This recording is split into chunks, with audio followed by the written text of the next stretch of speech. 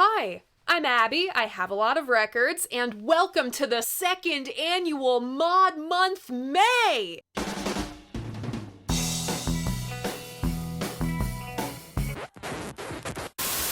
Oh man, it has been a minute. How are we? Are we doing all right? It's been a long year. Welcome back, or welcome if this is your first time here. Vinyl Monday is the who, what, when, where, why, and how do I feel about classic albums in my collection, but it's the first Friday of May, which means we are kicking off Mod Month, my annual 4-part mini-series where I showcase modern classics. Stuff released in the past 25-ish years that deserves to be covered alongside this channel's main fare. You know, like this, or this. Right off the bat, this season is gonna look different than last year. I think the reason the first Mod Month flopped so hard was because I tried to shoehorn these modern classics into my classic albums formula. This will strictly be backstory relevant to the production and my review, but since this is a vinyl-focused channel, I will still be talking about what pressing I have, just so you understand where exactly my review comes from. Nevertheless, if deep dives aren't your thing, don't worry. I'll be making 60-second versions of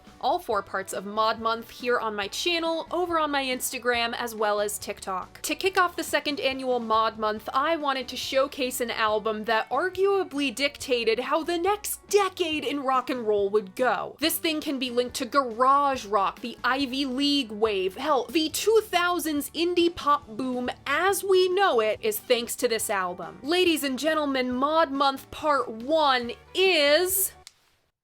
The Strokes!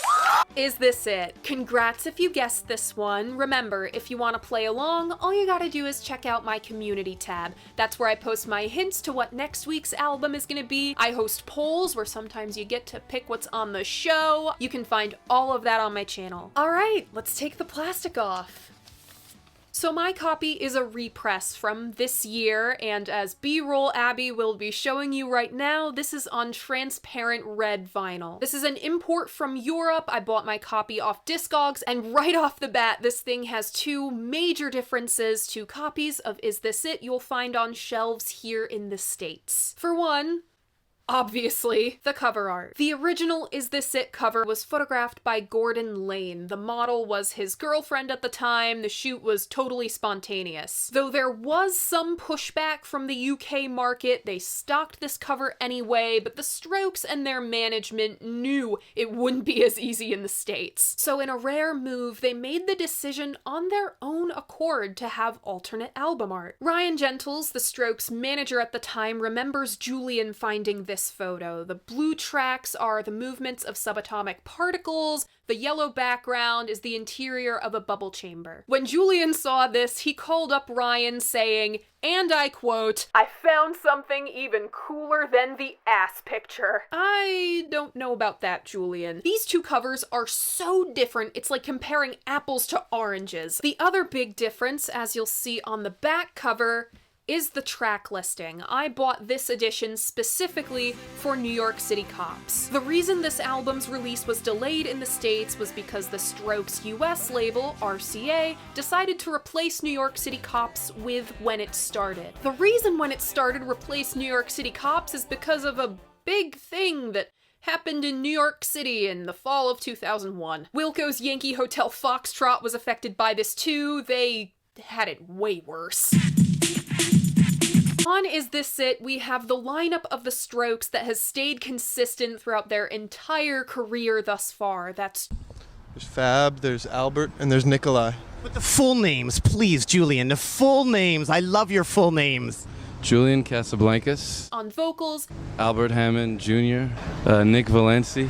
On guitar. Nikolai Fraiture. On bass, and Fabrizio Moretti on drums. Is This It was produced by Gordon Raphael. Roll transition.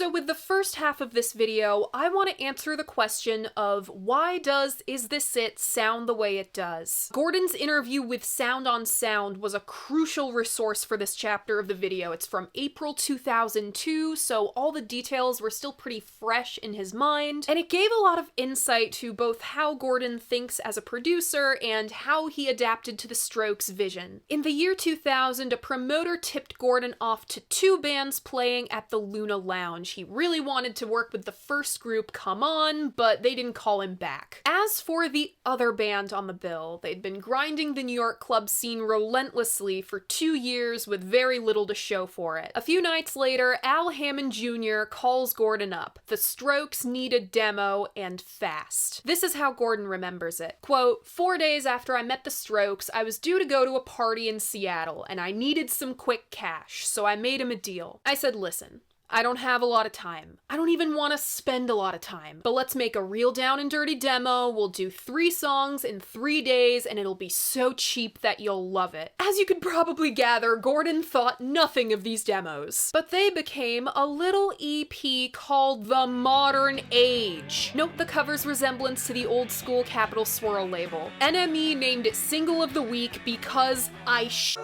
you not, they had nothing else to write about. James Oldham of NME admitted as much. Nevertheless, the fuse was lit. Rough Trade A&R guy James Endicott said, quote, it sounded quite retro, but it also sounded like the future in a weird way. All the bullshit seemed to be stripped away. It was gritty, energetic, and exciting. The EP's unprecedented success landed the Strokes record deals in both Britain and the States. As the story goes, Rough Trade exec Jeff Travis decided he wanted them after just 15 seconds of the first track. Rough Trade was really pushing Gil Norton on the guys. He worked with the Pixies and with the Foo Fighters on The Color and the Shape. They cut 3 songs, but after a week, this deal for an EP turned into an LP, and Julian calls Gordon freaking the fuck out. He got the idea in his head that Gordon and his basement studio were the EP's je ne sais quoi,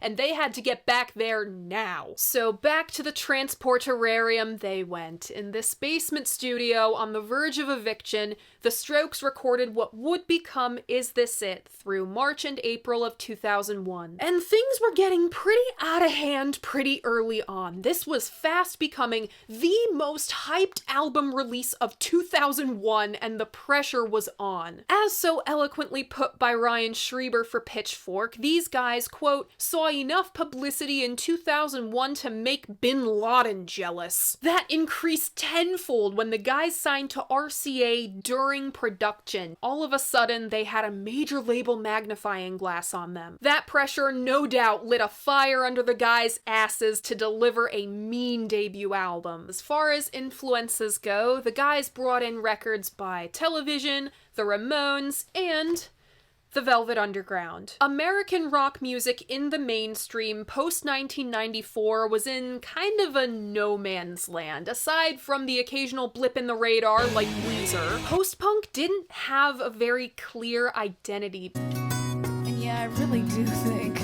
it's like rain. Swallowed, followed.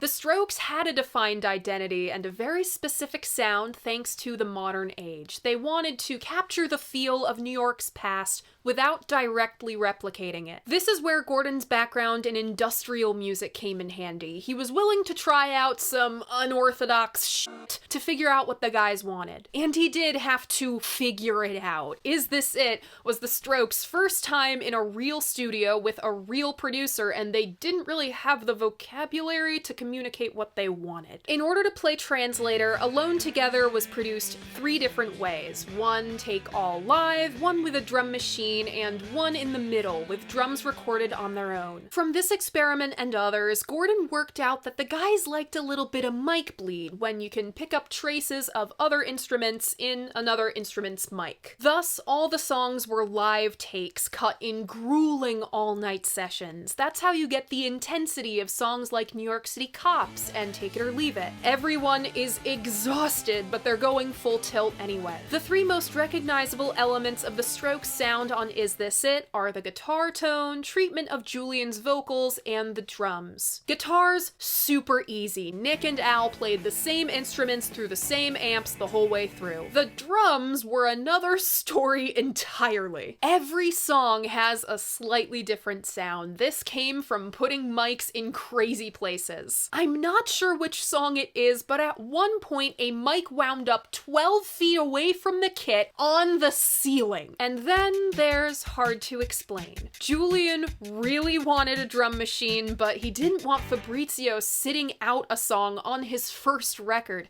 especially one that could be a viable single. Gordon knows drum machines. He knows synths too, which in his words are, quote, making one sound morph into another. So he says, okay, I'm gonna take those drums and make them into a drum machine. For one, mic bleed, out of the question. This is the one song on the record where every part was recorded separately. Furthermore, the kick, the snare, and the hi-hat were pushed as far away from each other as possible so there wasn't any bleed between the kit. Everything was mic'd separately and as close as possible without blowing out the sound. Then Gordon slapped like 3 layers of EQ on top, which basically cuts out all the highest and the lowest tones.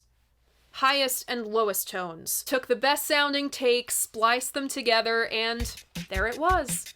As for Julian's vocals, that was just him singing through a shitty practice amp. The final piece of the sonic puzzle is RCA's resistance, or at times outright animosity, towards how this thing was sounding. Gordon fought to retain control of Is This It from beginning to end, insisting upon mixing the record as he went, so he could keep as many of those sounds he created as possible on the final product. The track listing of Is This It goes as follows.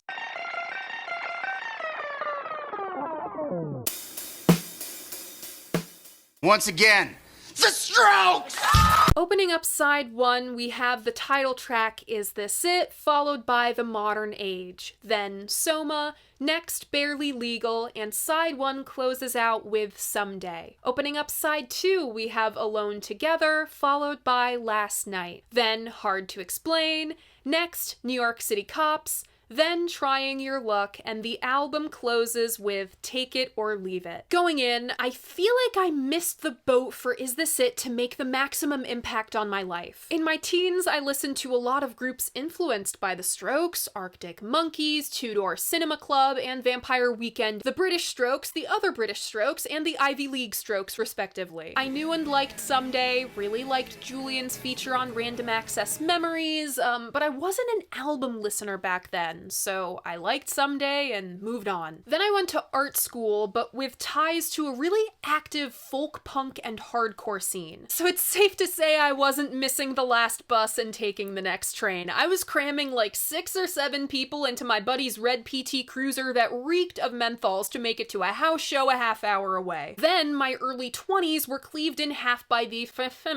It blows my fucking mind that these guys were what, 19, 20, 21 when they cut this. So this first part of Mod Month was like waving hello to an alternate universe AD. You know, the one who wound up in New York and obsessed over VU instead of the Mountain Goats. Julian came up with a lot of these lyrics while working as a bartender. If I was like him, all pissed in this bar. If you're a writer in need of some real-life, non-biographical inspiration or otherwise an expert-level eavesdropper, bartending is kind of the perfect job. You get a front row to strangers' lives.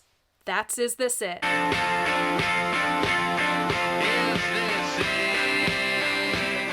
The first sound we hear when we drop the needle on the title track is this sound which simulates a tape rewind. Like we're turning back the clock on whatever time machine that made that band traveling from the past to make a record in the future. shit happen. Julian's muffled voice kicks in at the same time as the beyond crisp guitars. This is a dichotomy we'll experience for quite literally the rest of the album. There's something intimate and conversational about Julian's delivery. It's like we picked up our friend's phone on a night out and her boyfriend is half asleep and rambling about the trouble their relationship is in, and I feel really uncomfortable. I want to put down the phone now. I don't even like it. I just lied to get to your apartment. Now I'm staying there just for a while. I can't think because I'm way too tired. There's an intriguing contrast between Julian's drowsy delivery and the light, cautiously optimistic instrumentation. I didn't even notice there was a piece missing until Nikolai came in on bass. That's how interlocked this arrangement is. This is an odd opener. You'd think they'd go for something really high energy like the modern age to assert their dominance. I guess that was their confidence. Odd as it is, it's what I needed to hook me into this album. Like I said, I can't relate to the concept of New York life, but I can relate to the existential dread when Julian mournfully croons, "Is this it?" If "Is This It" was an early morning hangover, then the modern age is the sun rising on a bustling, youthful city.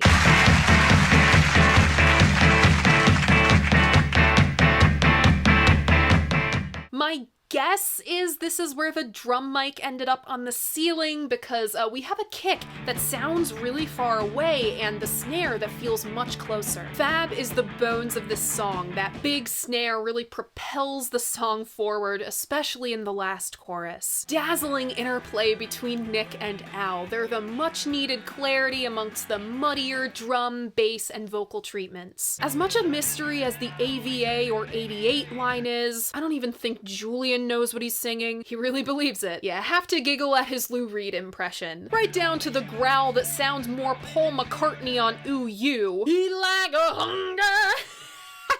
Then Lou Reed on Cool It Down. It makes a little more sense for "It's in my blood, I just can't help it. Don't want you here right now, let me go," followed by Paul McCartney and "Oh Darling." Eyebrow raising as these moments may be, I feel this song does what it needs to do. Set the stage, establish the mood.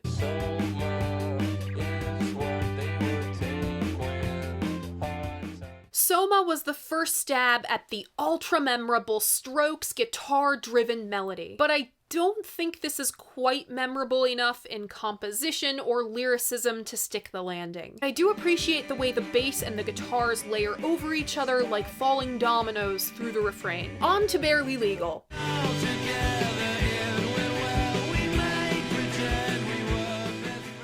This thing has layers to it. The first being its subject matter, a peek into the mind of a guy who doesn't see anything in this much younger girl, freshly 18 as the title indicates, but pursues her anyway because he wants to take her virginity. And he doesn't see anything wrong with that. Then you consider the first biographical layer, in which Julian's dad married a 17-year-old at age 50. That's weird! And the song's gotten a little weirder in the 20+ years since its release, in which Julian has proved himself incapable of dating anyone his own age. He's not as bad as our narrator, but he's like Leonardo DiCaprio of rock and roll, of which there are many. Is the average age of your celebrity crushes not 50? Oh, hey now! In a month, I will be too old to date both Leonardo DiCaprio and Julian Casablancas. All of those layers just add complexity to an already really great song. From the hand claps Two Door Cinema Club would so gleefully co-op to Nick and Al's skin-tingling interplay once again. There is no lead and rhythm with them. They trade at a dizzying rate before briefly locking together before the chorus. This is where Julian really sells the growl. "You ain't never had nothing I wanted, but I want it all. I just can't figure it out." He's like the big bad wolf luring Little Red Trenchcoat. This chorus is the best one on the record. Julian is just flying through it. One guitar plays his melody an octave below, while another sustains the same high note. It creates fabulous tension, resolved by more tension? Again, you don't know the bass is there until it drops down from that guitar cocoon. What makes this song so brilliant is how we just soar through it with such velocity that we don't even even register what's going on until the narrator flat out says, "I want to steal your innocence." Ah! And even then, it doesn't read as repulsive. We're inside this guy's mind. He's charming, charismatic. Not unlike Humbert Humbert's flowery language in Lolita distracts the reader from what's really going on. If we weren't already dancing to the song about a charming creep, we are on our feet for Someday.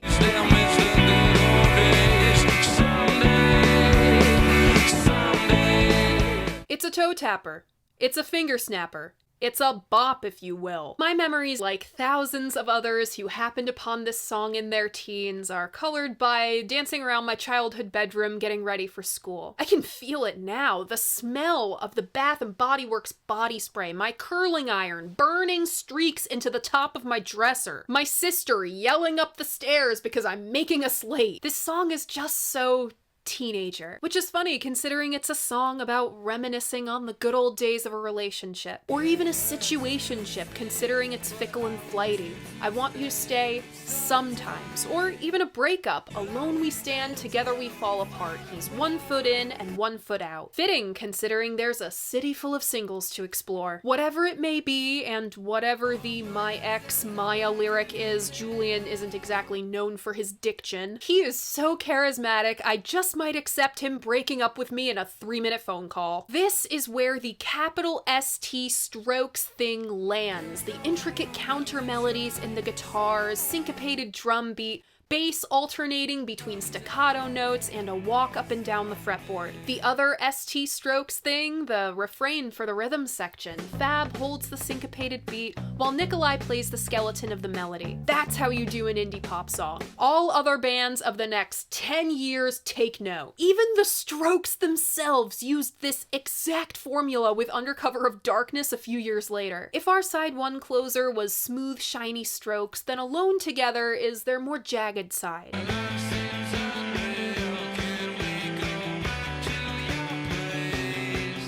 It's jagged in the way that as soon as the pieces come together, they break apart again. Take Fab's drum intro. It's kind of a 60s girl group.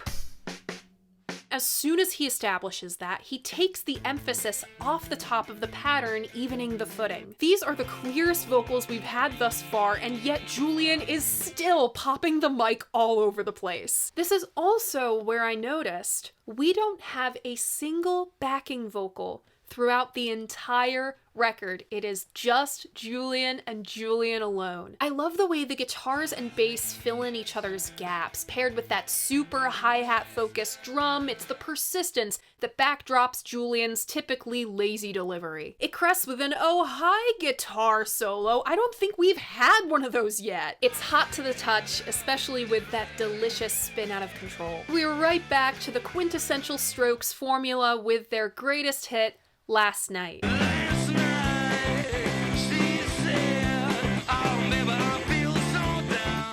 Syncopated drums, staccato bass, effortlessly cool delivery of a song essentially about being at the cool kids table your whole life. It sticks to the recipe right down to the hand claps. The guitars are downstroke heavy throughout the chorus, which brought another essential component to the Strokes formula to my attention. If Nick and Al play it safe through the verses, then they get intricate for the chorus. If the verses are intricate, then vice versa. It's a cheat code for a balanced composition every time. Speaking of guitars, this solo isn't quite as memorable as the last, but you can't crash the bar, or considering these guys' tax bracket, crash the swanky downstairs speakeasy twice. Either way, this is a signature Strokes tune for a reason.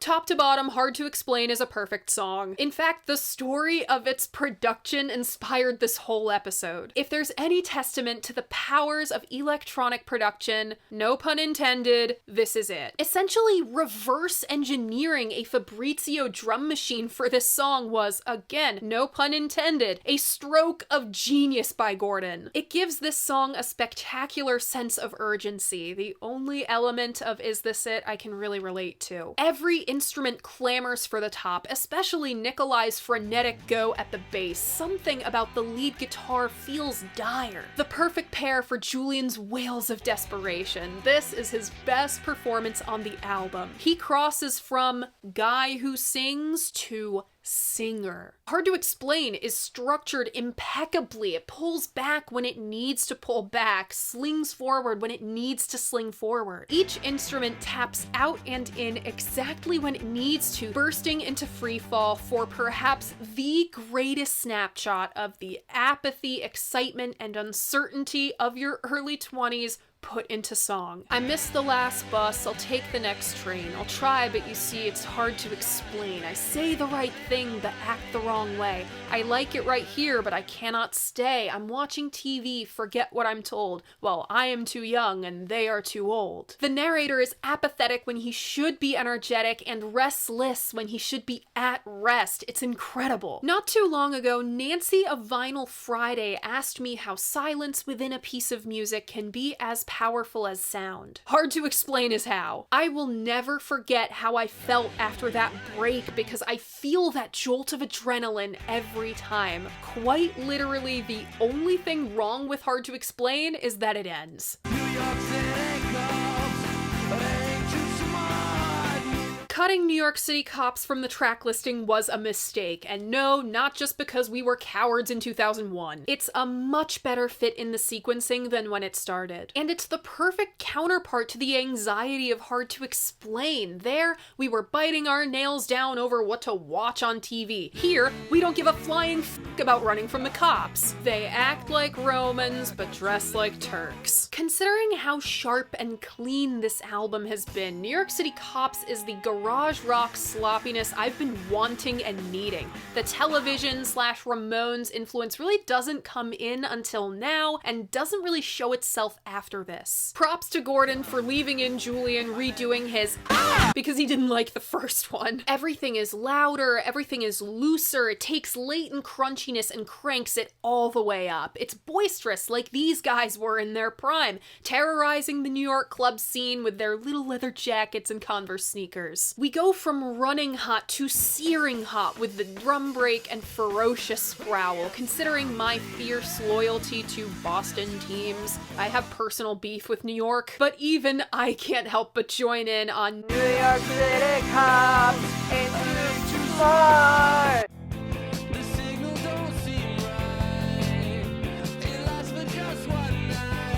As much as I love having New York City Cops here, the transition from that to trying your luck is a little awkward. I hate to say it, but after we've banged down the doors and stolen all the top shelf liquor, trying your luck feels like, kind of like using that liquor to make a fancy cocktail instead of drinking it from the bottle like New York City Cops made me want to do. It's fine, but we mishandled that momentum.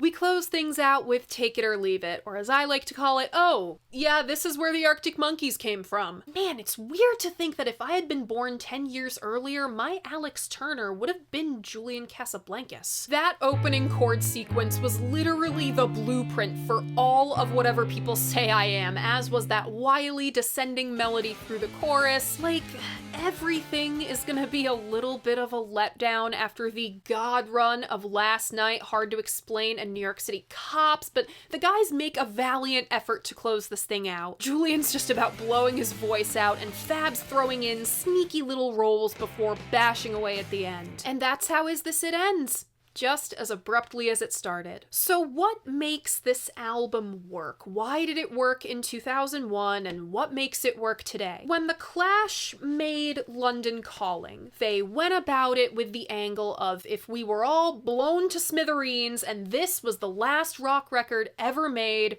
what would we want it to be? To them, the answer was incorporating rock and roll, ska, and reggae, blending them with punk. Basically, the modern musical history of London. The Strokes did the same thing, just with the modern history of New York. It's clean and punchy, but it sounds distressed, like vintage jeans. Not quite falling apart like maybe I would like it to, but appropriately worn in. That's what makes this album feel authentic. Even though I've never lived in New York City, for 30 some odd minutes, I get to try on a life I wasn't quite hip enough to live. It's the jolt of electricity only youth could give, and it's a window into another world, one where the door is simultaneously always open and always shut. Is This It is an album anyone could have made, but only one band and one producer did make it. That's why Is This It is a modern classic. My personal favorites are the title track, The Modern Age, Someday, Hard to Explain, and New York City Cops. Remember, if you want to keep up with all of my favorites from all of the Vinyl Mondays and now all of the Mod Months, I have a Spotify playlist linked in my description. I update it every week. And that's it!